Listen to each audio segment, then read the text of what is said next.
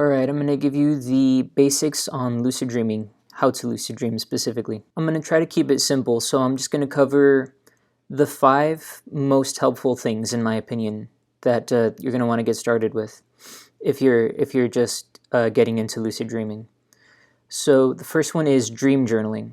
So basically, every morning, the first thing you want to do in the morning is write down whatever you can remember of your dreams. And the purpose of this is so that eventually you will be remembering more and more of your dreams. The reason you want to do this is twofold. For one thing, there's really no point in lucid dreaming if you wake up and you completely forget that you even had a lucid dream. So you want to be able to remember the fun times that you have, or the soul-searching times that you have, depending on your purposes for lucid dreaming. The other reason is that you want to familiarize yourself with what dreams are like, specifically with your own personal dream signs, which basically is just things that reoccur very often in your own dreams. For example, you may notice that you have a lot of dreams involving water, like lakes or rivers or oceans. Eventually, one day when you're having a dream about the ocean, you'll say to yourself, oh, I always have dreams about the ocean, maybe this is a dream. So a lot of people think that they don't dream,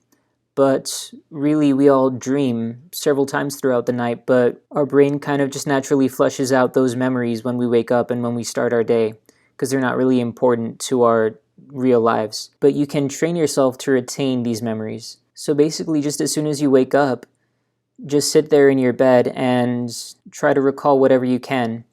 Usually, as long as you haven't gotten up out of your bed, you haven't started, your daily routine, you should still have some fragments of memories there. So just write down whatever you can. And usually, as you're writing details, more details will start coming to your mind, because your brain is kind of saying, oh, he's writing it down, it must be important, I'll give him some more of that. You may think to yourself, what if I don't remember anything, even as soon as I wake up? So what you would do in that case is kind of go down a list. So you'll say to yourself, did I have any dreams about my mom? And picture your mom in your head. Did I have any dreams about my dad, my sister, my brother, my friend? Did I have any dreams that take place in my old elementary school, my old middle school, high school, college, my workplace? Just go down a list of people and places that you encounter on a daily basis, because the more often you encounter something or someone, the more often it'll appear in your dreams. And that also applies to places that you used to go to on a daily basis, like places that you used to work at or a school that you used to go to. So go down a list of those places and those people, and typically at least 1 or 2 of those things will spark a memory, because you will have had a dream about that. And you'll go, oh yeah, I did dream about that, and you can write that down. Now, what if you go down that whole list and you still don't remember anything of dreams that you had? Well, it's not the end of the world. I would say just spend 5 minutes at least trying to remember something, going down that list. And if nothing comes to mind, then just try again tomorrow. Eventually, you will start to remember some bits of dreams. And with practice, daily practice, you'll be remembering more and more. It's just important that you do this as soon as you wake up, before you get up out of your bed. Another last thing about dream journaling is, I would say, don't dream journal too much, because you don't want to overwhelm yourself. So when I first started dream journaling, eventually I got to the point where I was remembering so many details that it would take me like an hour to write them all down. You don't want to do that, because you're going to burn yourself out really quick like that. I would say, personally, I normally only dream journal for about 10 minutes every morning. Well, not about 10 minutes. I set a timer for 10 minutes. That's a pretty good time. It's you're going to remember plenty of details. You're going to really exercise your dream recall. But it's not going to be so much that it's a huge chore. Alright, so that was step 1, dream journaling. Step number 2 is going to be reality checks. So a reality check is basically just a way of checking whether you're in a dream or in reality. I would say the most stereotypical one is probably pinching yourself. So if you pinch yourself and it hurts, that means you're awake. But if you pinch yourself and it doesn't hurt, you're in a dream. However, this probably isn't the best reality check to do on a regular basis, because that gets painful after a while. Another one that I used to do all the time is you hold your nose closed and try to breathe in like that. So if you're unable to breathe through your closed nose, then you're in reality. But if you are able to, then you're in a dream. There are lots of others. Some people try to put their finger through their hand, and if they're able to do that, it means you're in a dream. Personally, I'm not a fan of that one. I tried it and it didn't really work too well for me. So you want to get into the habit of doing these regularly throughout the day. And after a while of doing them several times every day, you'll start doing them in your dreams too. And when you do them in your dreams, it'll show you that you're in a dream and you'll become lucid. The most important thing here is that when you're doing your reality checks during the day when you're awake, you need to genuinely question if you're in a dream or not. Because you might say to yourself, I'm obviously awake.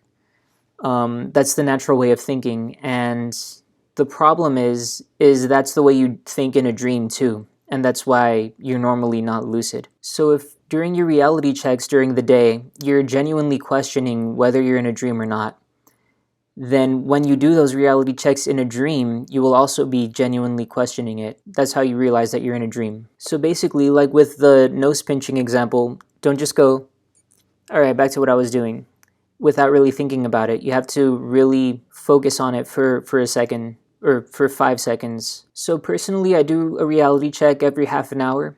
You don't have to do it that often. You could do it every hour, every 2 hours. If you're in school and you have that first block, second block thing, you could do it every block. If you have any sort of daily routine, like say, first you have breakfast, then you go to work. At work, first you do this, then you do that. Just for every one of those steps in your day, do a reality check. As long as you have some set regular schedule. And also, anytime something weird happens, do a reality check as well. Even if it's just something like, oh, I could have sworn I left my keys on the table, but they're in my pocket. Even something small like that, get in the habit of doing a reality check then. Just so that it becomes a habit to be in the mindset of questioning if you're in a dream or not. So that way, that habit carries into your dreams as well. So step 3 is meditation. Sometimes it can be hard to see why this would be helpful, but trust me, it is very, very helpful. I actually have another video about that subject. You can check that out if you want. But I'm not going to go into too much detail here. But basically, the whole point of meditation is you're practicing mindfulness and you're practicing focus and concentration.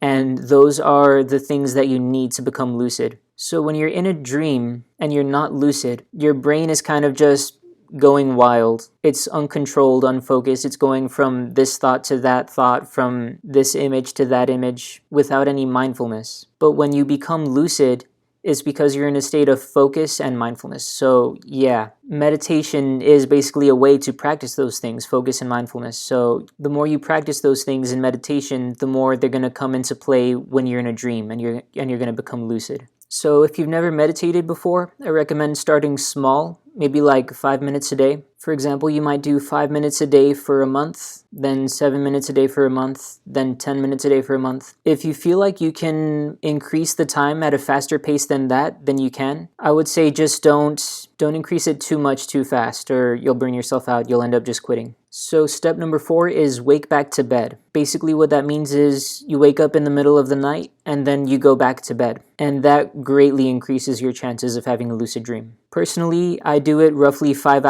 hours after I initially go to sleep. You don't want to do it too soon after you first go to sleep, because then you're not really rested enough to become lucid. You need to be rested enough to have a clear head. So one easy way to do this is just set an alarm for 5 hours after you initially go to bed. So if you go to bed at 10 p.m., set an alarm for 3 a.m. However, it is ideal to wake up without an alarm, because that way you're waking up right out of a dream cycle or a REM cycle.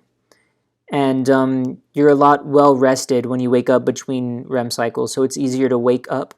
But also once you go back to sleep, you'll go right into another REM cycle. And that's the time when it's most likely that you'll become lucid. So one way you can do this is to kind of just repeat your intention that you're going to wake up in 5 hours. Like for a few minutes as you're falling asleep, say, I'm going to wake up in 5 hours. I'm going to wake up in 5 hours. That way, after every REM cycle throughout the night, you'll remember that you were planning on doing that, so you can just look at your phone, see what time it is, see if enough time has passed. And if it's only been 3 hours, you can go ahead and just go back to sleep and then try again after the next REM cycle. I should probably talk a little bit about sleep cycles and REM cycles.